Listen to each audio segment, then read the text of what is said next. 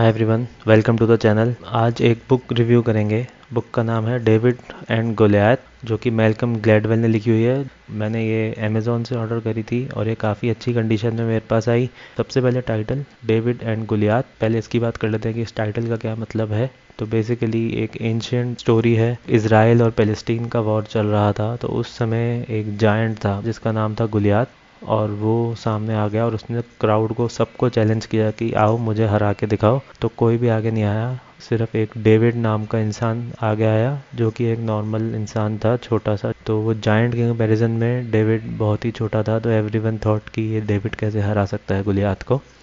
But हुआ ये कि डेविड ने गोलियत को हराया।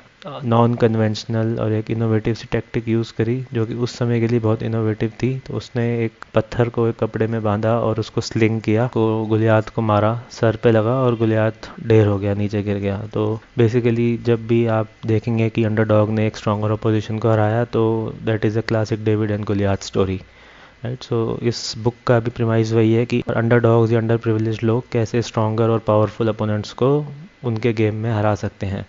तो ऑथर इसी चीज़ को चैलेंज करता है कि क्या जो पावरफुल लोग हैं वो क्या इतने पावरफुल हैं जितने लगते हैं, और जो कमज़ोर लोग हैं क्या वो इतने कमज़ोर हैं जितने कमज़ोर लगते हैं।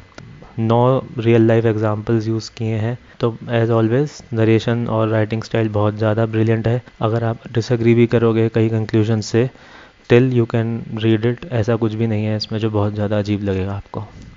तो एग्जांपल जैसे कुछ तरीके के यूज़ किए हैं। फॉर एग्जांपल डिसलेक्सिक किड्स का एग्जांपल लिया है। जो डिसलेक्सिया एक बीमारी होती है जिसमें आप सीधे अक्षर नहीं पढ़ पाते, प्रॉब्लम होती है। तो ऑथर ने एक कॉम्पनसेशनल लर्निंग का कॉन्सेप्ट समझाया है, ये बोल के कि जिन लोगों को ऑब्वियस वीकनेसेस है वो दूसरी जगह अपना फोकस लगाते हैं because they have no choice, तो वो कॉम्पनसेशनल लर्निंग कहलाती है। लंदन ब्लिट्स का एग्जांपल लिया है, जो कि बॉम्बिंग्स हुई थी लंदन में वर्ल्ड वॉर 2 में। तो बहुत सारे लोग मर गए थे और टनल में छुपे हुए हैं जैसे आप देख रहे हैं। तो remote miss versus near miss का एक्सपीरियंस बताया है कि जो लोग बच गए वो बहुत ज़्यादा स्ट्रांग निकल के आए because they had seen the worst. Inverted you curve का कॉन्सेप्ट कि एक्स एक्सेस में अगर रिसोर्सेज हैं तो एक हद तक ही एक्स्ट्रा रिसोर्सेज हेल्प करते हैं, उसके बाद धीरे धीरे आगे बढ़ के बेनिफिट कम होने लग जाता है। तो एक ऑप्टिमम रिसोर्सेज होने चाहिए। चैप्टर था जिसमें था कि एक बहुत अच्छे कॉलेज का, ऑक्सफोर्ड कॉलेज का एक एवरेज स्टूडेंट के मार्क्स कंपेयर किए थे एक नॉर्मल कॉलेज के बेस्ट स्टूडेंट से। ऑक्सफोर्ड का जो एवरेज स्टूडेंट है उसके मार्क्स बेटर थे गुड अच्छे कॉलेज के बेस्ट स्टूडेंट से, बट स्टिल जो ऑक्सफोर्ड का एवरेज स्टूडेंट था वो ज़्यादा आगे नहीं जा पाया लाइफ में बिकॉज वो मेंटली बहुत ज़्यादा कॉम्प्लेक्स फील करता था, क्योंकि वो चारों तरफ जीनियस से घिरा हुआ था। ये पूरी एक स्टडी कंपेयर करिए कि क्या बेनिफिशियल है ज़्यादा।